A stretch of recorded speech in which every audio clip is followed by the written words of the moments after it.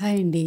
Welcome to world of సిరి. ఈరోజు అచ్చు గోంగూర పచ్చడిలాగే ఉండే సీకాయాకు పచ్చడిని చేసి చూపించబోతున్నాను.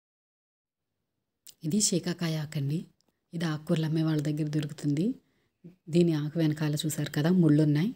ఈ ఆకుని సెపరేట్ చేసుకునేటప్పుడు చాలా జాగ్రత్తగా సెపరేట్ చేసుకోవాలి, లేదంటే ముళ్ళు గుచ్చుకుపోతాయి. ఫాస్ట్గా అయిపోవాలంటే అయిపోదండి. ఆకు సెపరేట్ చేయడానికి టైం పడుతుంది. ఇలా ఆకు మొత్తాన్ని సెపరేట్ చేసుకున్న తర్వాత దీన్ని నీట్గా కడిగి పక్కన పెట్టుకోవాలి. ఇప్పుడు పచ్చడి కోసం పోపు పెట్టుకోవాలండి. దానికోసం స్టవ్ వెలిగించి ప్యాన్ పెట్టి ఆయిల్ వేసి హీట్ అయిన తర్వాత 4-5 వెల్లుల్లి రెమ్మలు, 1 స్పూన్ ఆవాలు, 1 స్పూన్ మెంతులు, 1 స్పూన్ జీలకర్ర వేసి వేయించుకోవాలి. కారానికి సరిపడగా ఎండుమిర్చి కూడా వేసి వేయించుకోవాలి. ఇవన్నీ మనం తీసుకున్న ఆకు క్వాంటిటీని బట్టి వేసుకోవాలండి. ఇవన్నీ వేగిన తర్వాత సీకాయ ఆకును కూడా వేసి వేయించుకోవాలి.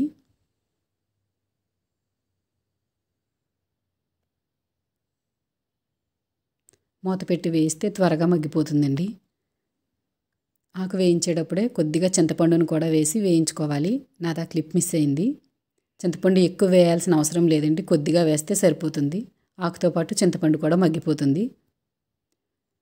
ఇప్పుడు ఆకు వేగిన తర్వాత స్టవ్ ఆఫ్ చేసి చల్లారిన తర్వాత మిక్సీ జార్లో వేసి తగినంత సాల్ట్ కూడా వేసి మెత్తగా మిక్సీ పట్టుకోవాలి.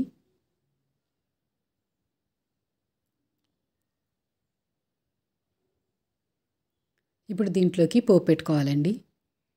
ఆయిల్ హీట్ అయిన తర్వాత 4-5 వెల్లుల్లి రెమ్మలు, కొద్దిగా ఆవాలు, కొద్దిగా జీలకర్ర, 1 ఎండుమిరపకాయ, కొంచెం కరివేపాకు వేసుకొని పోపు పెట్టుకోవాలి.